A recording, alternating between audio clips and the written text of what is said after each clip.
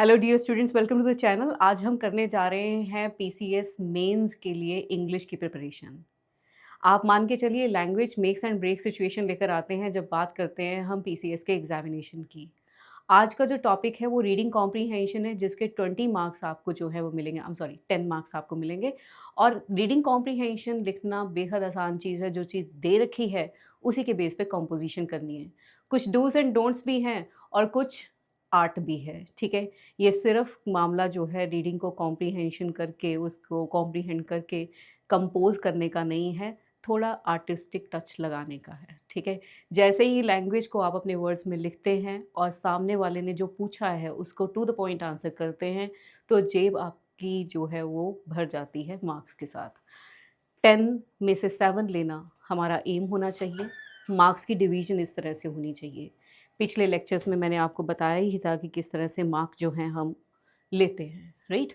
तो आज बात करते हैं 10 में से 7 मार्क्स रीडिंग कॉम्प्रीहेंशन के कैसे लेने हैं। चलिए आज देखते हैं। तो सबसे पहले तो रीडिंग कॉम्प्रीहेंशन पूछा क्यों जाता है? आपको पता होना चाहिए क्यों पूछा जाता है। आप ऑफिसर बन जाओगे, डॉक्यूमेंट्स पढ़ने पड़ेंगे। आप उसकी एबिलिटी रखते हो अंडरस्टैंड करने की कि नहीं, उसकी जजमेंट इस पेपर के थ्रू की जाती है। Let's see. Comprehension is an exercise consists of passage upon which questions are set to test the student's ability to understand the content of the given text and to infer information and reproduce the matter. You have to infer the information and reproduce the matter. अपनी कोई भी knowledge जो है वो आपने यहाँ पे insert नहीं करनी है। Composition strictly according to the passage में जो इंफॉर्मेशन गिवन है उसके बेस पे है। Composition on the basis of information given in the passage, not your own ideas. No, right? Unless until last. What is your opinion about that? अगर ऐसा question पूछा जाता है तब बताइए। नहीं तो जो आपको ओपिनियन दे रखी है, इन्फॉर्मेशन दे रखी है, उसी को बेस मान के जो क्वेश्चन पूछा गया है उसको अंडरस्टैंड करिए अच्छी तरह से और फिर इस चीज़ को आंसर कीजिए। आइए देखते हैं कैसे। रीडिंग कॉम्प्रीहेंशन में आपको जो पॉइंट्स याद रखने हैं वो क्या है? Read the passage fairly quickly and to just to know the general meaning of the passage. आपको पैसेज पढ़ना है, तब तक पढ़ना है जब तक आपको इसका जनरल मीनिंग पता नहीं हो जाता। और मैं तो यही कहूँगी कि आप पैसेज पूरा पढ़िए, राइट? छोड़िए जनरल मीनिंग को, बहुत टाइम होता है हमारे पास, इंग्लिश में बहुत टाइम होता है आपके पास, ठीक है। तो आप पूरा पैसेज पढ़िए, ठीक है। और फिर दोबारा पढ़िए, स्लोली पढ़िए, डिटेल्स पे जाइए। इम्पॉर्टेंट पॉइंट है, क्वेश्चंस को बहुत अच्छे से स्टडी कीजिए। आप देखिए एक बात, आप जैसे मैं अगर बात करूं कि आपने मैंगो शेक पीना है, तो मैटर क्या करेगा कि मैंगोज़ कहाँ बिके थे, मैंगो शेक कहाँ बना था, या फिर जो मैंगो शेक आपके हाथ में है क्या मैटर करेगा, है ना? एटलीस्ट जो कंटेंट आपके हाथ में है वही। इसलिए सबसे इम्पॉर्टेंट चीज़ है, चलो मैंगो शेक बिकने के लिए आ गया या फिर बँटने के लिए आ गया। अब क्या फ़र्क पड़ेगा? अब फ़र्क पड़ेगा कि आपने कंटेनर कितना बड़ा ले रखा है ना? अब क्वेश्चन यही है, क्वेश्चन में उन्होंने कितने एस्पेक्ट्स पूछे गए हैं, ये पता होना चाहिए, ठीक है? मुझे अभी भी याद आया यार, पेपर पंजाब का तो मैं हिंदी बोली जानी है, ठीक है? अब आप पंजाबी 'ਚ स्विच करते हैं, ठीक है? क्वेश्चन ਦੇ ਸਾਰੇ ਪਾਰਟਸ ਤੁਹਾਨੂੰ ਚੰਗੀ ਤਰ੍ਹਾਂ ਦੇ ਨਾਲ ਐਨਾਲਾਈਜ਼ ਕਰਨੇ ਹੈ। ਜੇ ਕੁਐਸਚਨ ਦੇ ਵਿੱਚ 3 ਕੁਐਸਚਨ ਪੁੱਛੇ ਗਏ ਤਾਂ ਤਿੰਨਾਂ ਕੁਐਸਚਨਸ ਦਾ ਆਨਸਰ ਦੇਣਾ ਹੈ, ਠੀਕ ਹੈ। ਆਓ ਅਗਲੀ ਗੱਲ ਕਰਦੇ ਹਾਂ। ਫਿਰ ਜਦੋਂ ਅਸੀਂ ਕੁਐਸਚਨ ਪੜ੍ਹ ਲਏ, ਠੀਕ ਹੈ, ਕੁਐਸਚਨ ਪੜ੍ਹਨ ਤੋਂ ਬਾਅਦ ਇੰਪੋਰਟੈਂਟ ਚੀਜ਼ ਕੀ ਹੈ ਕਿ ਤੁਸੀਂ ਨਾ turn to the relevant points of the passage, read them again and then rewrite them in your own word neatly and precisely। ਕਹਿਣ ਦਾ ਭਾਵ ਕੀ ਹੈ ਕਿ ਜਦੋਂ ਤੁਸੀਂ ਲੋਕੇਸ਼ਨ ਦੇਖ ਲਈ ਵੀ ਤੁਹਾਡਾ ਕੁਐਸਚਨ ਨੰਬਰ 1 ਦੀ ਲੋਕੇਸ਼ਨ ਇਹ ਹੈ, ਤੁਸੀਂ ਲੋਕੇਸ਼ਨ ਮਾਰਕ ਕਰ ਲਈ, ਠੀਕ ਹੈ। ਹੁਣ ਲੋਕੇਸ਼ਨ ਮਾਰਕ ਕਰਨ ਤੋਂ ਬਾਅਦ ਤੁਸੀਂ ਇਹਨੂੰ ਕੇਅਰਫੁਲੀ ਰੀਡ ਕਰਨਾ ਹੈ। ਫਿਰ ਦੇਖਣਾ ਪੁੱਛਿਆ ਕੀ ਗਿਆ ਸੀਗਾ, ਫਿਰ ਦੇਖਣਾ ਹੈ ਕਿ ਕਿੰਨਾ ਕੁ ਕੰਟੈਂਟ ਇਹਦੇ 'ਤੇ ਜਾਇਜ਼ ਹੈ ਲਿਖਣਾ। ਓਵਰਲੈਪ ਨਹੀਂ ਹੋਣਾ ਚਾਹੀਦਾ ਕਿ ਪਹਿਲੇ ਦੇ ਵਿੱਚ ਵੀ ਸੇਮ ਕੰਟੈਂਟ ਹੈ, ਦੂਸਰੇ ਵਿੱਚ ਵੀ ਸੇਮ ਕੰਟੈਂਟ ਹੈ, ਐਵੇਂ ਨਹੀਂ ਹੋਣਾ ਚਾਹੀਦਾ, ਠੀਕ ਹੈ। ਆਓ ਅੱਗੇ ਗੱਲ ਕਰੀਏ। ਕਰੇ ਯੂਜ਼ ਕੰਪਲੀਟ ਸੈਂਟੈਂਸਿਸ। ਇਹਦੇ ਕਹਿਣ ਦਾ ਮਤਲਬ ਕੀ ਹੈ? ਕਦੇ ਕਦੇ ਐਗਜ਼ਾਮੀਨਰ ਪੁੱਛਦਾ ਹੈ, do you agree with this? Is the statement given in the passage relates to the statement given in the paragraph number 4। ਠੀਕ ਹੈ, ਹੁਣ ਤੁਸੀਂ ਕਹਿ ਦੋਗੇ ਯੈਸ ਜਾਂ ਨੋ, ਇਹ ਆਨਸਰ ਨਹੀਂ ਹੈ। ਤੁਸੀਂ ਆਨਸਰ ਵੱਡਾ ਸਾਰਾ ਦੇਣਾ ਹੈ। For an example, about whom the passage is given written. ਠੀਕ ਹੈ, ਤੁਸੀਂ ਕਹੋ ਇਹ ਪੈਸੇਜ ਜਿਹੜਾ ਹੈ ਉਹ ਮਦਰ ਔਰ ਡਾਟਰ ਦੇ ਬਾਰੇ ਲਿਖਿਆ ਹੋਇਆ ਹੈ। ਦ ਪੈਸੇਜ ਤੁਸੀਂ ਲਿਖਣਾ ਮਦਰ ਐਂਡ ਡਾਟਰ, ਨਹੀਂ, the passage is written about the mother and her daughter, right, who ਅੱਗੇ ਥੋੜਾ ਵਧਾ ਕੇ ਲਿਖਣਾ ਹੈ, ਇੱਕ ਸੈਂਟੈਂਸ ਲਿਖਣਾ ਹੈ। ਠੀਕ ਹੈ, ਤੁਸੀਂ ਮਦਰ ਐਂਡ ਡਾਟਰ ਤੱਕ ਵੀ ਛੱਡ ਦੋਗੇ ਤਾਂ ਸੈਂਟੈਂਸ ਕੰਪਲੀਟ ਹੈ, ਇਹਦਾ ਮਾਰਕਸ ਤੁਹਾਨੂੰ ਮਿਲ ਜਾਏਗਾ। ਠੀਕ ਹੈ, ਲੇਕਿਨ ਜੇ ਤੁਸੀਂ ਲਿਖਿਆ ਸਿਰਫ ਮਦਰ ਐਂਡ ਡਾਟਰ, ਚਾਂਸ ਹੀ ਨਹੀਂ ਹੈ, ਨਹੀਂ ਮਿਲਨੇ ਮਾਰਕਸ। ਪੂਰਾ ਸੈਂਟੈਂਸ ਚਾਹੀਦਾ, ਵਰਡਸ ਨਹੀਂ ਚਾਹੀਦੇ। ਠੀਕ ਹੈ, ਅਗਲੀ ਗੱਲ, use complete sentences ਉਹਨਾਂ ਨੇ ਕਿਹਾ, right? Use the information given in the passage, don't apply your knowledge। ਮੈਂ ਪਹਿਲੇ ਵੀ ਗੱਲ ਕਹਿ ਚੁੱਕੀ ਹਾਂ, ਹੁਣੇ ਵੀ ਕਹੂੰਗੀ, ਆਪਣੀ ਨੌਲੇਜ ਅਪਲਾਈ ਨਹੀਂ ਕਰਨੀ। ਜਿਹੜੀ ਇਨਫੋਰਮੇਸ਼ਨ ਪੈਸੇਜ ਵਿੱਚ ਗਿਵਨ ਹੈ, ਉਸੇ ਇਨਫੋਰਮੇਸ਼ਨ ਨੂੰ ਆਧਾਰ ਬਣਾ ਕੇ ਆਪਣਾ ਆਨਸਰ ਜਿਹੜਾ ਹੈ ਉਹ ਤੁਸੀਂ ਕੰਪੋਜ਼ ਕਰਨਾ ਹੈ। ਠੀਕ ਹੈ, ਬਹੁਤ ਆਸਾਨ ਜੀ ਗੱਲ ਹੈ। ਪਹਿਲਾ ਪੁਆਇੰਟ ਕੀ ਹੈ, ਸਾਰਾ ਪੈਸੇਜ ਜੀ ਰੀਡ ਕਰੋ। ਦੂਜਾ ਪੁਆਇੰਟ ਕੀ ਹੈ ਕਿ ਤੁਸੀਂ ਸਾਰੇ ਕੁਐਸਚਨਸ ਨੂੰ ਅੱਛੀ ਤਰ੍ਹਾਂ ਨਾਲ ਐਨਾਲਾਈਜ਼ ਕਰੋ। ਤੀਸਰੀ ਚੀਜ਼ ਕੀ ਹੈ, ਜਿਹੜਾ ਤੁਸੀਂ ਮਾਰਕ ਕੀਤਾ ਹੈ, ਲੋਕੇਸ਼ਨ ਮਾਰਕ ਕੀਤੀ ਹੈ, ਉਹਨੂੰ ਬਾਰ-ਬਾਰ ਪੜ੍ਹ ਕੇ ਅਕੋਰਡਿੰਗ ਟੂ ਜੋ ਕੁਐਸਚਨ ਪੁੱਛਿਆ ਗਿਆ ਹੈ ਉਹਦਾ ਜਵਾਬ ਦਿਓ। ਠੀਕ ਹੈ, ਚੌਥੀ ਚੀਜ਼ ਜਿਹੜੀ ਨਹੀਂ ਕਰਨੀ ਕਿ ਆਪਣੀ ਨੌਲੇਜ ਨਹੀਂ ਲਗਾਣੀ। ਠੀਕ ਹੈ, ਜੋ ਪੈਸੇਜ ਇਨਫੋਰਮੇਸ਼ਨ ਦਿੱਤੀ ਹੈ ਉਹਦਾ ਹੀ ਯੂਸੇਜ ਕਰਨਾ ਹੈ। And do not copy the sentences, do not copy the words. ਸੋਚੋ, ਸਿਨੋਨਿਮ ਉਹਦਾ ਪ੍ਰੋਡਿਊਸ ਕਰਨ ਦੀ ਕੋਸ਼ਿਸ਼ ਕਰੋ ਤੇ ਹੋ ਜਾਏਗਾ। ਆਓ ਜ਼ਰਾ ਦੇਖਦੇ ਹਾਂ ਪੈਸੇਜ ਕਿਵੇਂ ਕਰਨਾ ਹੈ। ਨੈਕਸਟ ਚੱਲਦੇ ਹਾਂ। ਆਲਰਾਈਟ, ਇਹ ਪੈਸੇਜ ਤੁਹਾਨੂੰ ਮੈਂ ਪੜ੍ਹਨ ਦਾ ਟਾਈਮ ਦੇ ਰਹੀ ਹਾਂ। ਬੜੇ ਆਰਾਮ ਦੇ ਨਾਲ ਇਹ ਪੈਸੇਜ ਪੜ੍ਹੋ। ਮੈਨੂੰ ਲੱਗਦਾ ਤੁਹਾਨੂੰ ਸਾਰਿਆਂ ਨੂੰ ਵਿਜ਼ੀਬਲ ਹੈ passage. I am going to get out of the screen, ਤੇ ਤੁਸੀਂ ਆਰਾਮ ਦੇ ਨਾਲ ਇਹਨਾਂ ਪੈਸੇਜ ਨੂੰ ਪੜ੍ਹੋ ਆਪਣੇ ਲਈ, ਧਿਆਨ ਨਾਲ।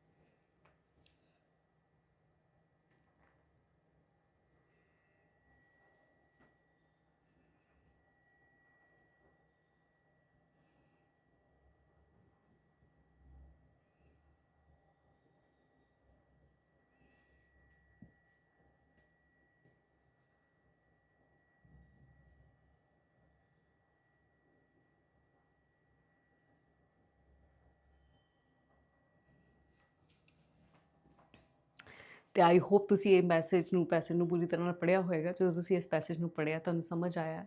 ਠੀਕ ਹੈ, ਅਸੀਂ ਅੱਗੇ ਸਮਝਾਂਗੇ ਵੀ, ਲੇਕਿਨ ਸਭ ਤੋਂ ਪਹਿਲਾਂ ਅਸੀਂ ਕੁਐਸਚਨ ਸਮਝੀਏ ਕੀ ਪੁੱਛਿਆ ਹੋਇਆ। ਆ ਜਾਓ ਜੀ। ਕੁਐਸਚਨ ਪੁੱਛਿਆ ਗਿਆ, what is meant by supposing that she had struck? How can Nelson be said to have been partly responsible for his own death? What do you understand by misanthrope? Why did Nelson insist that surgeons should leave him and attend to others? What qualities in Nelson's characters are revealed by this passage? So you're asked such questions। ਹੁਣ ਇਹਨਾਂ questions ਨੂੰ ਅਸੀਂ ਦੇਖਣਾ ਹੈ, ਠੀਕ ਹੈ, passage ਦੇ ਵਿੱਚ। ਬਟ ਇਸ ਤੋਂ ਪਹਿਲਾਂ ਅਸੀਂ ਦੇਖੀਏ questions ਨੂੰ। ਲੈਟ ਇਟ ਬੀ ਅਸੀਂ ਪੈਸੇਜ ਨੂੰ ਦੁਬਾਰਾ ਰੀਡ ਕਰੀਏ, right. Let us read the passage. Okay, पढ़ना शुरू करना है। Reading without understanding equals to zero. कुछ नहीं कर रहे, रीड करो, अंडरस्टैंड करो, फिर अगे बढ़ो। ठीक है, तो आपने दिता है कह रहे, it has been a part of Nelson's prayer that British fleet might be distinguished by humanity in the victory ਵਿਚ ਹੀ ਐਕਸਪੈਕਟਡ।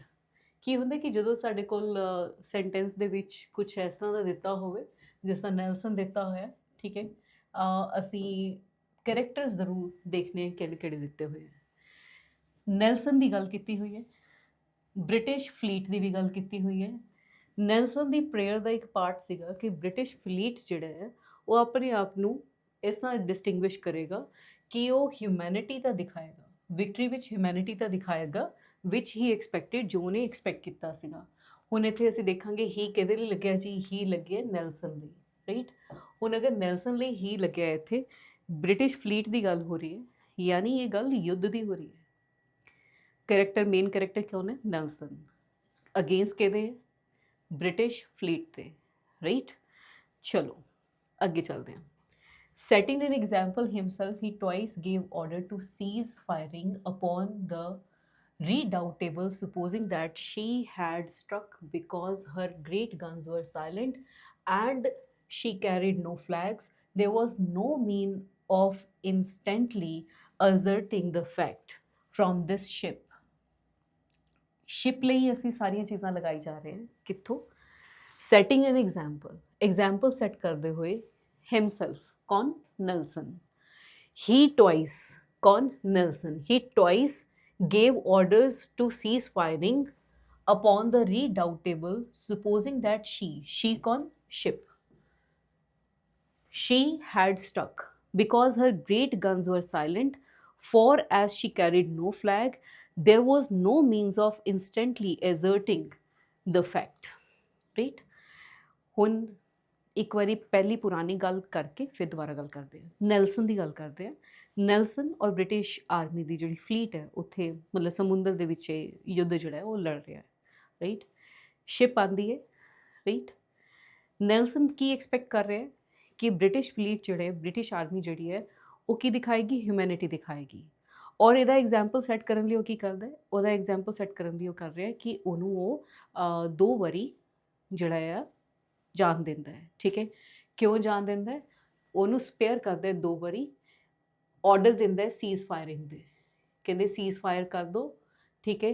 ਇਸ ਤਰ੍ਹਾਂ ਲੱਗ ਰਿਹਾ ਸ਼ੀ ਹੈਡ ਸਟਰਕ, ਇੰਦਾ ਲੱਗ ਰਿਹਾ ਉਹ ਫਸ ਗਈ ਹੈ, ਠੀਕ ਹੈ। ਸ਼ੀ ਕੌਣ? ਸ਼ਿਪ, ਠੀਕ ਹੈ। ਕਿਹਦੀ ਸ਼ਿਪ ਹੈ? ਬ੍ਰਿਟਿਸ਼ ਫਲੀਟ ਦੀ ਹੈ, ਠੀਕ ਹੈ। ਐਨਮੀ ਦੀ ਹੈ, ਕਿਉਂਕਿ ਉਹਦੀਆਂ ਗਨਸ ਸਾਇਲੈਂਟ ਹੈ, her great guns are silent and as carried no flag, ਔਰ ਉਹਦੇ ਤੋਂ ਕੋਈ ਫਲੈਗ ਵੀ ਨਹੀਂ ਲੱਗਿਆ ਹੋਇਆ।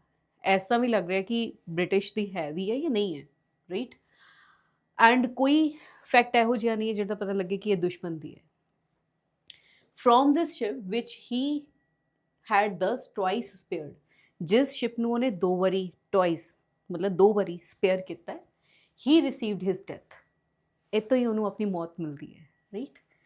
ਅ ball fired from the mizzen top in the then situation of the 2 vessels was not more than 50 yards from the part of the deck where he was standing, struck an epaulette on his left shoulder about a quarter after one, just in the heart of action, heat of action, right? AC ship ਤੋਂ ਉਹਨੂੰ 2 ਵਾਰੀ ਜਿਹੜਾ ਆ ਜਿਹਨੂੰ ਉਹਨੇ spare ਕੀਤਾ, ਇਹ ਤੋਂ ਹੀ ਉਹਨੂੰ ਆਪਣੀ ਮੌਤ ਮਿਲੀ, ਰਾਈਟ। ਹੁਣ ਦੇਖਦੇ ਹਾਂ ਕਿ ਕਹਿ ਰਹੇ ਕਿ ਇੱਕ ਉਹਦੇ ਤੋਂ ਜਿਹੜਾ ਬੰਬ ਦਾ ਗੋਲਾ ਮਿਜ਼ਨ ਟੌਪ ਤੋਂ ਜਾਂਦਾ ਹੈ, ਠੀਕ ਹੈ, ਅਤੇ ਉਹਦੇ ਸ਼ੋਲਡਰ 'ਤੇ ਆ ਕੇ ਸਟਕ ਹੁੰਦਾ ਹੈ, ਠੀਕ ਹੈ, ਅਤੇ ਉਹਦੇ ਵਿੱਚ ਫਸ ਜਾਂਦਾ ਹੈ ਅਤੇ ਜਿਹਦੇ ਕਾਰਨ ਉਹਦੀ ਮੌਤ ਹੁੰਦੀ ਹੈ, ਠੀਕ ਹੈ। ਔਰ ਹੀਟ ਆਫ ਐਕਸ਼ਨ ਦੇ ਵਿੱਚ ਹੀ fell upon his face on the spot ਵਿਚ was covered with his poor secretary's blood, ਅਤੇ ਉੱਥੇ ਗਿਰ ਜਾਂਦਾ ਹੈ ਜਿੱਥੇ ਉਹਦੇ ਪੂਅਰ ਸੈਕਟਰੀ ਦਾ ਬਲੱਡ ਫੈਲਿਆ ਪਿਆ ਸੀ, ਉਹ ਮੂੰਹ ਪਾਰ ਗਿਰਦਾ ਉੱਥੇ। ਕੌਣ? Nelson, right. Next, Hardy, who was a few steps from him, turning around, saw 3 men raising him up. Hardy, ਹੁਣ ਨਵਾਂ ਕਰੈਕਟਰ ਆ ਗਿਆ। ਹਾਰਡੀ ਉਹਦੇ ਤੋਂ ਸਿਰਫ 3 ਕਦਮ ਦੂਰ ਹੈ, ਫਿਊ ਸਟੈਪਸ, ਥੋੜੇ ਕਦਮ ਦੂਰ ਹੈ, ਠੀਕ ਹੈ, ਔਰ ਦੇਖਦਾ ਹੈ 3 ਬੰਦੇ ਉਹਨੂੰ ਚੱਕ ਕੇ ਲੈ ਕੇ ਜਾ ਰਹੇ ਹੈ, ਕਿਹਨੂੰ? ਨੈਲਸਨ ਨੂੰ, right. They have done this for me at last, Hardy, said he. ਤੇ ਉਹ ਹਾਰਡੀ ਨੂੰ ਕਹਿੰਦਾ ਹੈ ਮੇਰੇ ਲਈ ਸੀ ਇਹ ਸਭ ਕੁਝ, ਇਹ ਸਾਰਾ ਪਲਾਨ ਮੇਰੇ ਲਈ ਬਣਾਇਆ ਗਿਆ ਸੀ, ਠੀਕ ਹੈ। ਹਾਰਡੀ ਨੂੰ ਉਹ ਕਹਿੰਦਾ ਹੈ, ਠੀਕ ਹੈ। I hope not, cried Hardy. Hardy ਕਹਿੰਦਾ ਮੈਨੂੰ ਨਹੀਂ ਲੱਗਦਾ, ਠੀਕ ਹੈ, ਰੱਬ ਨਾ ਕਰੇ ਇਹਦਾ ਹੋਵੇ, ਆਈ ਹੋਪ ਨਾਟ, ਠੀਕ ਹੈ, ਹਾਰਡੀ ਕਹਿੰਦਾ ਹੈ। ਦੋ ਕਰੈਕਟਰ ਆਏ, ਪਹਿਲਾ ਕਰੈਕਟਰ ਕੌਣ ਹੈ? ਨੈਲਸਨ। ਦੂਸਰਾ ਕਰੈਕਟਰ ਕਿਹੜਾ ਹੈ? ਹਾਰਡੀ। ਨੈਲਸਨ ਦੇ ਨਾਲ ਕੀ ਹੋਇਆ ਧਿਆਨ ਨਾਲ ਸੁਣੋ। ਨੈਲਸਨ ਚੰਗਾ ਬੰਦਾ ਹੈ, ਉਹ ਦੇਖਦਾ ਕਹਿੰਦਾ ਬ੍ਰਿਟਿਸ਼ ਦੀ ਫਲੀਟ ਆਈ ਹੋਈ ਹੈ, ਜਿਹਨੂੰ ਉਹ 2 ਵਾਰੀ ਛੱਡ ਦਿੰਦਾ ਹੈ, ਠੀਕ ਹੈ। ਇੱਥੋਂ ਹੀ ਉਹਨੂੰ ਆਪਣੀ ਡੈਥ ਰਿਸੀਵ ਹੁੰਦੀ ਹੈ, ਠੀਕ ਹੈ। ਔਰ ਫਿਰ ਉਹ ਹਾਰਡੀ ਨੂੰ ਕਹਿੰਦਾ ਹਾਰਡੀ ਦੇਖਿਆ ਇਹ ਮੇਰੇ ਕਰਕੇ ਸੀਗਾ, ਇਹ ਸਾਰਾ ਜਿਹੜੀ ਸ਼ਿਪ ਆ ਕੇ ਉੱਥੇ ਸਟਕ ਹੋਈ ਹੈ ਮੇਰੇ ਕਰਕੇ ਸੀਗਾ। ਤੇ ਹਾਰਡੀ ਕਹਿੰਦਾ ਰੱਬ ਨਾ ਕਰੇ ਐਸਾ ਹੋਵੇ, ਠੀਕ ਹੈ। ਇੱਥੇ ਤੱਕ ਗੱਲ ਖਤਮ ਹੈ। ਅੱਗੇ ਚੱਲਦੇ ਹਾਂ। Yes, he replied, my backbone is shot through. ਉਹ ਕਹਿੰਦਾ ਹਾਂ ਮੇਰੇ ਲਈ ਸੀ, ਮੇਰੀ ਬੈਕਬੋਨ 'ਚ ਗੋਲੀ ਆਰ ਪਾਰ ਹੋਈ ਹੈ, ਠੀਕ ਹੈ, ਤੇ ਉਹਦੀ ਬੈਕਬੋਨ ਸ਼ਾਰਟ ਹੋ ਗਈ ਹੈ। Yet even now, not for a moment losing his presence of mind, he observed as they were carrying him down the ladder that tiller ropes which had been shot away were not replaced yet, and ordered the new ones should be robbed immediately. 3 ਬੰਦੇ ਉਹਨੂੰ ਚੱਕ ਕੇ ਲੈ ਕੇ ਜਾ ਰਹੇ ਆ, 3 ਬੰਦੇ ਚੱਕ ਕੇ ਲੈ ਕੇ ਜਾ ਰਹੇ ਆ, ਪਰ ਉਹਦੀ ਪ੍ਰੈਜ਼ੈਂਸ ਆਫ ਮਾਈਂਡ ਦੇਖੋ। ਟਿਲਰ ਰੌਪਸ ਹੁੰਦੀਆਂ ਕੁਝ, ਠੀਕ ਹੈ, ਉਹ ਟਿਲਰ ਰੌਪਸ ਜਿਹੜੀਆਂ ਆ ਉਹਨੂੰ ਵੀ ਸ਼ਾਰਟ ਹੋਇਆ, ਠੀਕ ਹੈ, ਤੇ ਉਹ ਟੁੱਟ ਗਈਆਂ। ਤੇ ਉਹਨੇ ਕਿਹਾ ਇਮੀਡੀਏਟਲੀ ਇਹਨਾਂ ਨੂੰ ਚੇਂਜ ਕਰੋ, ਆਰਡਰ ਕਰ ਦਿਓ, ਠੀਕ ਹੈ। ਲੋਕੀ ਉਹਨੂੰ ਚੱਕ ਕੇ ਲੈ ਕੇ ਜਾ ਰਹੇ ਆ, ਪਰ ਉਹਦੀ ਪ੍ਰੈਜ਼ੈਂਸ ਆਫ ਮਾਈਂਡ ਕਹਿੰਦਾ ਉਹ ਟਿਲਰ ਰੌਪ ਟੁੱਟ ਗਈਆਂ, ਇਹਨਾਂ ਨੂੰ ਵੀ ਠੀਕ ਕਰੋ, right. Then that he might not be seen by the crew, he took out his handkerchief and covered his face and his stars. ਦੂਜੀ ਪ੍ਰੈਜ਼ੈਂਸ ਆਫ ਮਾਈਂਡ ਦੇਖੋ ਉਹਦੀ, ਕਹਿੰਦੇ ਉਹਨੇ ਸਟਾਰਸ ਲਗਾਏ ਹੋਏ ਸੀ, ਇੱਥੇ ਕੈਪਟਨ ਤੇ ਸਟਾਰ ਲੱਗੇ ਹੋਏ ਹੁੰਦੇ, ਉਹ ਸਟਾਰਸ ਲੱਗੇ ਹੋਏ ਆ, ਸ਼ਕਲ ਵਿਜ਼ੀਬਲ ਹੈ, ਤੇ ਉਹਨੇ ਆਪਣੇ ਮੂੰਹ ਤੇ ਕੀ ਕੀਤਾ, ਇੱਕ ਹੈਂਕਰਚਿਫ ਰੱਖ ਲਿਆ, ਸਟਾਰਸ ਛੁਪਾ ਲਏ ਕਿ ਹੌਸਲਾ ਨਾ ਟੁੱਟੇ ਮੇਰੇ ਲੋਕਾਂ ਦਾ। ਕਹਿੰਦੇ ਕਵਰਡ ਬਾਏ ਹਿਸ ਫੇਸ ਹਿਜ਼ ਸਟਾਰਸ, ਠੀਕ ਹੈ, ਤਾਂ ਕਿ ਕ੍ਰਿਊ ਇਹਨਾਂ ਨੂੰ ਨਾ ਦੇਖ ਸਕੇ, right. Had he but concealed this badges of honors from the enemy, England would not have cause to receive this sorrow of the news of the Battle of Trafalgar, ਠੀਕ ਹੈ।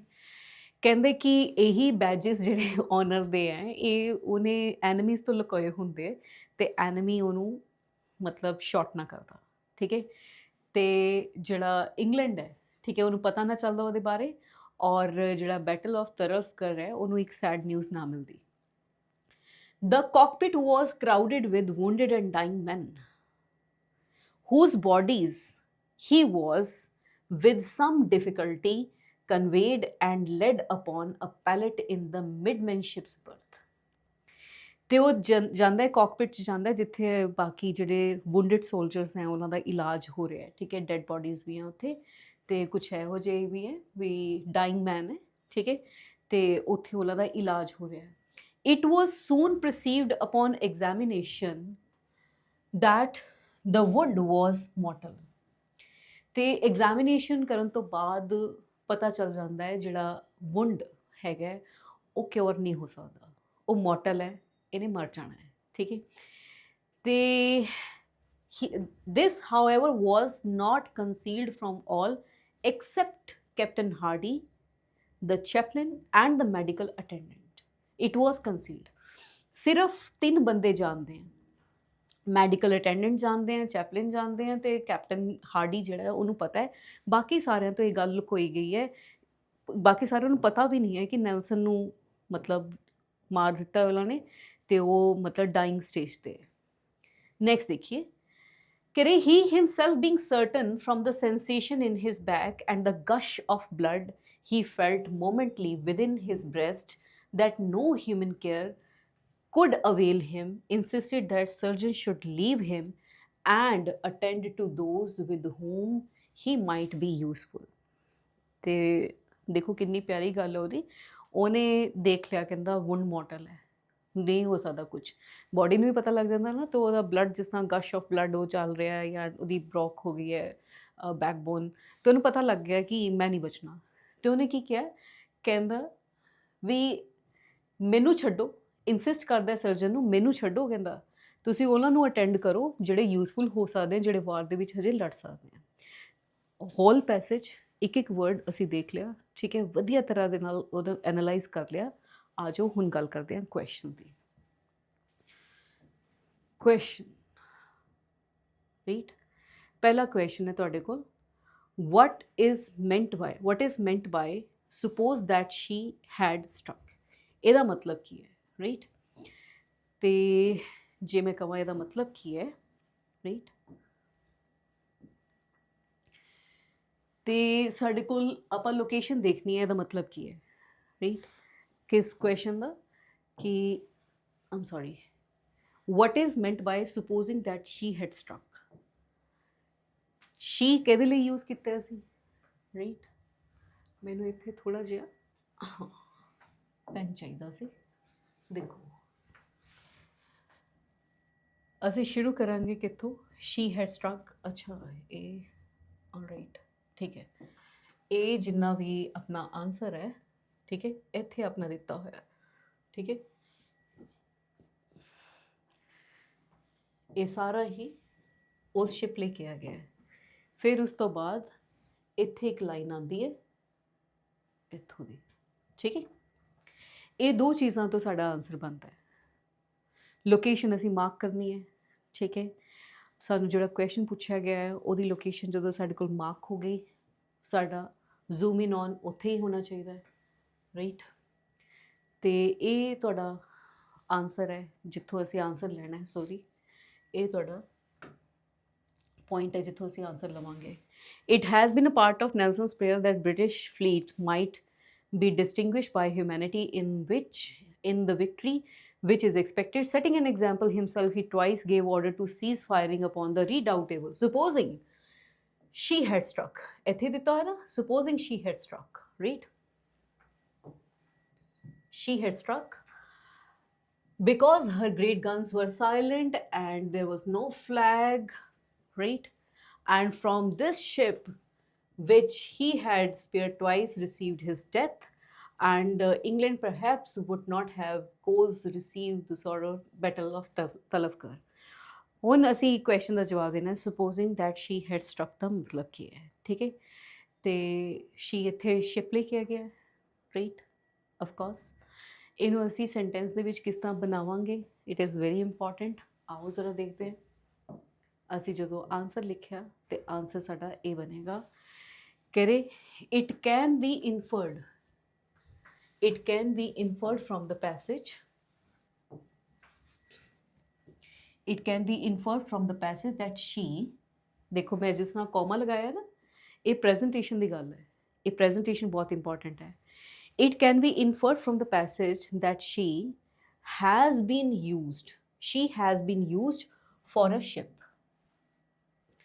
and the incident is about the Battle of Talafkar against the British Army, right?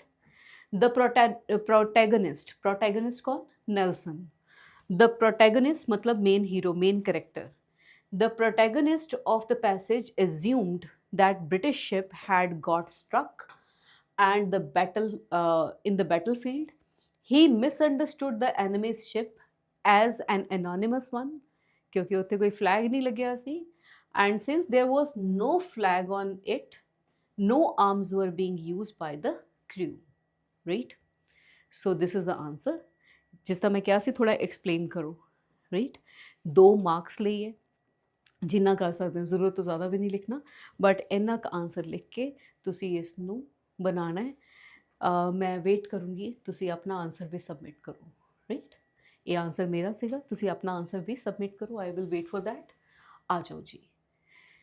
Next question ਤੁਹਾਡੇ ਕੋਲ ਪੁੱਛਿਆ ਗਿਆ ਹੈ, ਕਹਿ ਰਹੇ how can Nelson said to be have been partly responsible for his own death। ਅਸੀਂ ਇਸ ਤਰ੍ਹਾਂ ਕਿਸ ਤਰ੍ਹਾਂ ਕਹਿ ਰਹੇ ਹਾਂ ਕਿ ਨੈਲਸਨ ਜਿਹੜਾ ਹੈ ਆਪਣੀ ਮੌਤ ਲਈ ਖੁਦ ਜ਼ਿੰਮੇਦਾਰ ਹੈ। ਆਓ ਜ਼ਰਾ ਦੇਖਦੇ ਹਾਂ ਕਿ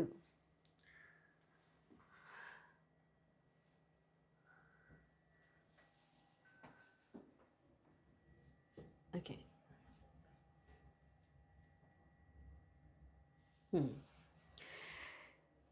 ज़रा कोशिश करो ਦੇਖੋ ਲੋਕੇਟ ਕਰਨ ਦੀ ਆਂਸਰ ਕਿੱਥੇ ਹੋਣਾ ਚਾਹੀਦਾ ਹੈ, ਲੋਕੇਸ਼ਨ ਦੇਖੋ ਕੀ ਹੋਣੀ ਚਾਹੀਦੀ ਹੈ। ਲੋਕੇਸ਼ਨ ਦੇਖੋ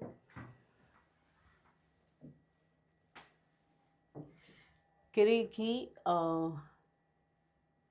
ਦੇਖੋ ਸ਼ੀ ਹੈਡ ਸਟਰਕ, ਉਹਨੇ ਮਿਸਅੰਡਰਸਟੈਂਡ ਕੀਤਾ ਕਿ ਐਨਮੀ ਦੀ ਸ਼ਿਪ ਨੂੰ, ਔਰ ਉਹਨੂੰ ਸਪੇਅਰ ਕੀਤਾ, ਸਪੇਅਰ ਦ ਸ਼ਿਪ ਟਵਾਈਸ, ਸੀਜ਼ ਫਾਇਰ ਕੀਤਾ, ਟਵਾਈਸ ਉਹਨੂੰ ਸਪੇਅਰ ਕੀਤਾ।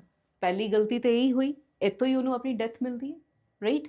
ਦੂਸਰੀ ਚੀਜ਼ ਦੇਖੋ ਇੱਥੋਂ ਦੀ ਕਿੱਥੇ ਕਿ had he but concealed the badges of honor from the enemy, ਤੇ ਇੰਗਲੈਂਡ ਨੂੰ ਪਤਾ ਹੀ ਨਹੀਂ ਲੱਗਦਾ ਕਿ ਇਹ ਕੈਪਟਨ ਸੀਗਾ, ਰਾਈਟ। ਤੇ ਦੋ ਗੱਲਾਂ ਹੋ ਗਈਆਂ, ਪਹਿਲੇ ਤੇ ਉਹਨੇ ਉਹ ਸ਼ਿਪ ਸਪੇਅਰ ਕੀਤੀ ਜਿੱਥੋਂ ਉਹਨੇ ਮਿਸਅੰਡਰਸਟੈਂਡ ਕੀਤਾ, ਰਾਈਟ, ਔਰ ਜੋ ਆਰਡਰ ਉਹਨੇ ਦਿੱਤੇ ਸੀਜ਼ ਫਾਇਰ ਦੇ ਉਹ ਗਲਤ ਦਿੱਤੇ। ਦੂਸਰਾ ਉਹ ਇਹੋ ਜਿਹੀ ਪੋਜੀਸ਼ਨ ਤੇ ਖੜਿਆ ਸੀ ਜਿੱਥੇ ਉਹਦੇ ਬੈਜਸ ਸ਼ੋ ਹੋ ਰਹੇ ਸੀਗੇ ਕਿ ਇਹਨੂੰ ਐਨਮੀ ਨੂੰ, ਜਿਹਦੇ ਕਰਕੇ ਉਹ ਪ੍ਰਾਈਮ ਜਿਹੜਾ ਸੀਗਾ ਟਾਰਗੇਟ ਬਣ ਗਿਆ ਐਨਮੀ ਲਈ, ਰਾਈਟ। ਤੇ ਇਸ ਕਾਰਨ ਉਹ ਆਪਣੀ ਡੈਥ ਲਈ ਖੁਦ ਰਿਸਪੌਂਸਿਬਲ ਹੈ, ਰਾਈਟ। ਸੈਂਟੈਂਸ ਕਿੰਨਾ ਲਿਖਿਆ ਜਾਏਗਾ, ਆਓ ਜ਼ਰਾ ਦੇਖਦੇ ਹਾਂ। ਤੇ ਆਨਸਰ ਆਇਆ ਸਾਡੇ ਕੋਲ, ਦੇਖੋ ਇਹ ਸਾਰਾ ਹੀ ਪੈਰਾਗ੍ਰਾਫ ਤੁਹਾਡਾ ਲੋਕੇਸ਼ਨ ਸੀ। It has been part of Nelson's, um sorry, ਅੱਛਾ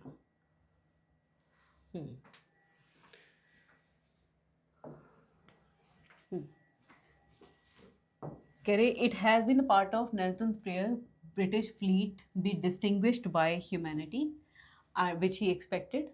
फिर उन्हें की कहता है he twice gave orders to cease firing, right, and दूसरा from this ship जिन्होंने twice spare ਕੀਤਾ ਸੀ he received a death, right।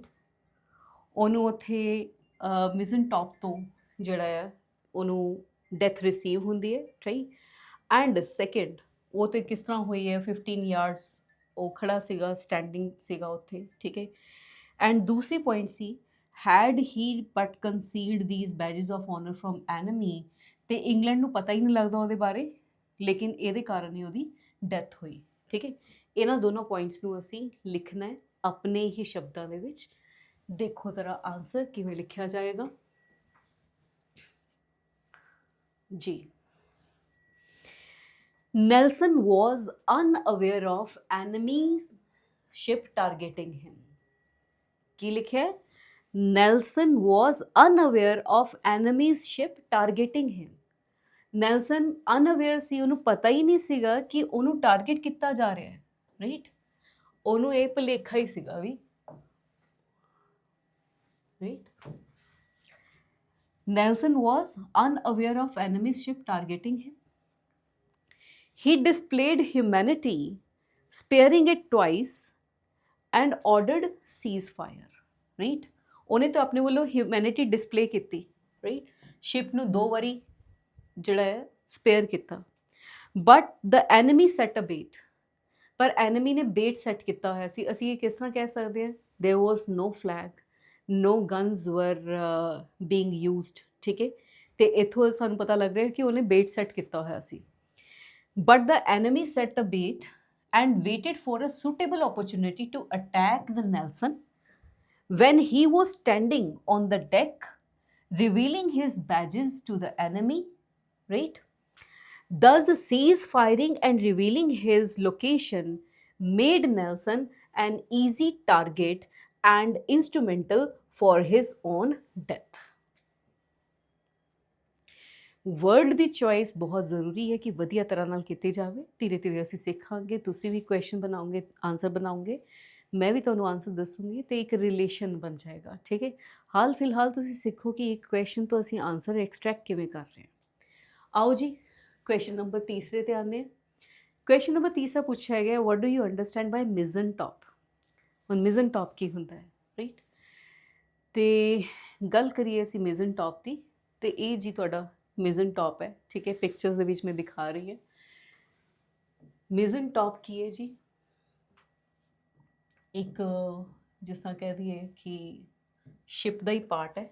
ਤੁਸੀਂ ਇਹ ਦੇਖੋ ਰਾਈਟ, ਇੱਥੇ ਪੂਰਾ ਇੱਕ ਬੰਦਾ ਬੈਠ ਸਕਦਾ ਹੈ, ਇੱਥੋਂ ਦੇਖੋ ਬੈਠਿਆ ਵੀ ਹੋਇਆ ਹੈ, ਤੇ ਹਥਿਆਰ ਚਲਾਏ ਜਾ ਸਕਦੇ ਇਹ ਤੋਂ ਰਾਈਟ।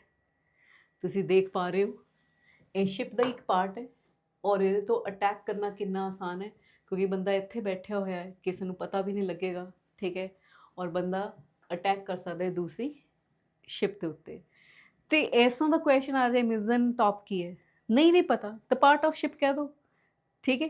ਪਰ ਸਾਨੂੰ ਕਿੱਥੋਂ ਪਤਾ ਲੱਗੇਗਾ ਉਹ ਜ਼ਰਾ ਦੇਖੀਏ ਇੱਕ ਵਾਰੀ। ਹੁਣ ਇਹਦੀ ਲੋਕੇਸ਼ਨ ਕੀ ਹੈ, ਠੀਕ ਹੈ, ਸਿਰਫ ਤੁਹਾਨੂੰ ਇੰਨੀ ਕੁ ਲਾਈਨ ਦਿੱਤੀ ਹੋਈ ਹੈ, ਬਿਲਕੁਲ ਇੰਨੀ ਕੁ ਲਾਈਨ ਦਿੱਤੀ ਹੋਈ ਹੈ ਤੁਹਾਨੂੰ ਕਿ which he had twice spread he received death, a ball from mizzen top, which in then situation of two vessels, ਬਸ ਇੰਨਾ ਕੁ ਦਿੱਤਾ ਹੋਇਆ ਹੈ। ਤੇ ਅਸੀਂ ਇਸ ਚੀਜ਼ ਨੂੰ ਜ਼ਿਆਦਾ ਖਿੱਚ ਨਹੀਂ ਸਕਦੇ, ਗੱਲ ਮੰਨ ਲਓ, ਠੀਕ ਹੈ। ਜ਼ਰੂਰੀ ਨਹੀਂ ਹੈ ਹਰ ਸੈਂਟੈਂਸ, ਹਰ ਜਿਹੜਾ ਆਪਣਾ ਕੁਐਸਚਨ ਹੈ ਉਹਨੂੰ ਆਪਾਂ 3-4 ਲਾਈਨਾਂ 'ਚ ਲਿਖੀਏ, ਇੱਕ ਲਾਈਨ 'ਚ ਵੀ ਗੱਲ ਮੁਕਾਈ ਜਾ ਸਕਦੀ ਹੈ। Mizzen top is a platform on a ship, it is used to place vessels or weapons to target enemy. ਜਿੰਨਾ ਸਾਨੂੰ ਸਮਝ ਆਇਆ ਅਸੀਂ ਉਹਨਾਂ ਲਿਖ ਦਿੱਤਾ। ਕਹਿੰਦੇ ਜੀ ਇਹ ਪਲੇਟਫਾਰਮ ਹੈ ਸ਼ਿਪ ਦਾ, ਜਾਂ ਅਸੀਂ ਅਗਰ ਪਾਰਟ ਵੀ ਲਿਖਾਂਗੇ ਤਾਂ ਵੀ ਚਲਾ ਜਾਏਗਾ, ਪਲੇਸ ਲਿਖ ਦਾਂਗੇ ਤਾਂ ਵੀ ਚਲਾ ਜਾਏਗਾ। It is used to place vessels, ਇਹੀ ਦਿੱਤਾ ਹੋਇਆ ਨਾ, ਵੈਸਲਸ ਇੱਥੇ ਹੀ ਪਲੇਸ ਕੀਤੇ ਹੋਏ ਸੀ, ਔਰ ਵੈਪਨਸ ਟੂ ਟਾਰਗੇਟ ਐਨਮੀ। ਬਸ ਇੰਨੀ ਗੱਲ, ਔਰ ਸਾਡਾ ਸੈਂਟੈਂਸ ਇੱਥੇ ਬਿਲਕੁਲ ਪੂਰੀ ਤਰ੍ਹਾਂ ਦੇ ਨਾਲ ਕੰਪਲੀਟ। ਮੈਨੂੰ ਹਰ ਕੁਐਸਚਨ ਦਾ ਆਨਸਰ ਤੁਹਾਡਾ ਵੀ ਚਾਹੀਦਾ ਹੈ, ਠੀਕ ਹੈ। ਇਹ ਪੀਪੀਟੀ ਤੁਹਾਡੇ ਨਾਲ ਵੀ ਮੇਰੇ ਖਿਆਲ ਸ਼ੇਅਰ ਹੋ ਜਾਏਗੀ, ਠੀਕ ਹੈ। ਜਦੋਂ ਸ਼ੇਅਰ ਹੋ ਗਈ ਇਹ ਪੀਪੀਟੀ ਤੁਹਾਡੇ ਕੋਲ ਹੋਏਗੀ, ਤੁਸੀਂ ਆਪਣੇ ਆਨਸਰਸ ਵੀ ਮੈਨੂੰ ਲਿਖ ਕੇ ਭੇਜਣੇ ਆ, ਰਾਈਟ। ਚਲੋ ਜੀ ਨੈਕਸਟ ਚੱਲਦੇ ਹਾਂ। ਨੈਕਸਟ ਸਾਡੇ ਕੋਲ ਆਉਂਦਾ ਹੈ ਕੁਐਸਚਨ ਨੰਬਰ 4। ਕਹਿੰਦੇ why did Nelson insist that the surgeon should leave him and attend to others। Nelson ਨੇ ਇਹ ਕਿਉਂ ਕਿਹਾ ਕਿ ਮੈਨੂੰ ਛੱਡੋ ਬਾਕੀਆਂ ਨੂੰ ਅਟੈਂਡ ਕਰੋ, ਠੀਕ ਹੈ। ਜਦੋਂ ਉਹਨੂੰ ਲੈ ਕੇ ਜਾਇਆ ਗਿਆ ਕਾਕਪਿਟ ਦੇ ਵਿੱਚ ਤੇ ਉਹਨੇ ਦੇਖਿਆ ਕਿ ਵੁੰਡ ਤਾਂ ਮੋਰਟਲ ਹੈ, ਠੀਕ ਹੈ, ਬਚਣਾ ਤਾਂ ਮੈਂ ਹੈ ਨਹੀਂ, ਠੀਕ ਹੈ। ਐਗਜ਼ਾਮੀਨੇਸ਼ਨ ਤੇ ਇਹ ਪਤਾ ਵੀ ਲੱਗ ਗਿਆ ਤੇ ਉਹਨੇ ਕਿਹਾ ਮੈਨੂੰ ਛੱਡੋ ਯਾਰ, ਦੂਸਰਿਆਂ ਨੂੰ ਅਟੈਂਡ ਕਰੋ। ਉਹਨੇ ਇਹ ਕਿਉਂ ਕਿਹਾ, ਠੀਕ ਹੈ। ਤੇ ਇਹਦਾ ਆਨਸਰ ਜਿਹੜਾ ਆ ਉਹ ਆਪਾਂ ਨੂੰ ਇਹਦੇ ਵਿੱਚ ਮਿਲਦਾ ਹੈ ਕਿ ਪਹਿਲਾਂ ਤਾਂ ਜੀ ਚਲੋ ਉਹਨੂੰ ਲੈਫਟ ਸ਼ੋਲਡਰ ਤੇ ਕੀ ਹੁੰਦੀ ਹੈ, ਇੰਜਰੀ ਹੁੰਦੀ ਹੈ, ਰਾਈਟ। ਅੱਛਾ, ਥੋੜਾ ਜਿਹਾ ਮੈਂ ਵੀ ਇਸ ਸਕਰੀਨ ਨੂੰ ਸਮਝ ਰਹੀ ਹਾਂ, ਆਈ ਹੋਪ। ਵੈਲ, ਤੇ ਉਹਦੇ ਲੈਫਟ ਸ਼ੋਲਡਰ ਤੇ ਉਹਨੂੰ ਇੰਜਰੀ ਹੁੰਦੀ ਹੈ, ਠੀਕ ਹੈ, ਹੀਟ ਆਫ ਐਕਸ਼ਨ ਦੇ ਵਿੱਚ, ਔਰ ਉਹਨੇ ਦੇਖਿਆ ਉਹ ਗਿਰ ਗਿਆ, ਠੀਕ ਹੈ।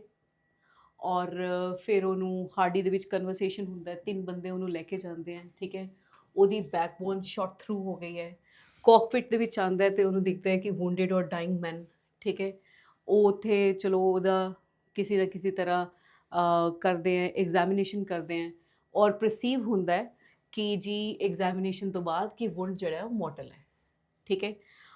ਇਹ ਫੈਕਟ ਸਾਰਿਆਂ ਤੋਂ ਛੁਪਾਇਆ ਜਾਂਦਾ ਹੈ, ਪਰ ਉਹਨੂੰ ਖੁਦ ਪਤਾ ਲੱਗ ਰਿਹਾ ਕਿ ਨਹੀਂ, ਹੁਣ ਜਿਹੜੀਆਂ ਸੈਂਸੇਸ਼ਨਸ ਉਹ ਫੀਲ ਕਰ ਰਿਹਾ, ਠੀਕ ਹੈ, ਉਹਦੇ ਕਰਕੇ ਨੋ human care could avail him.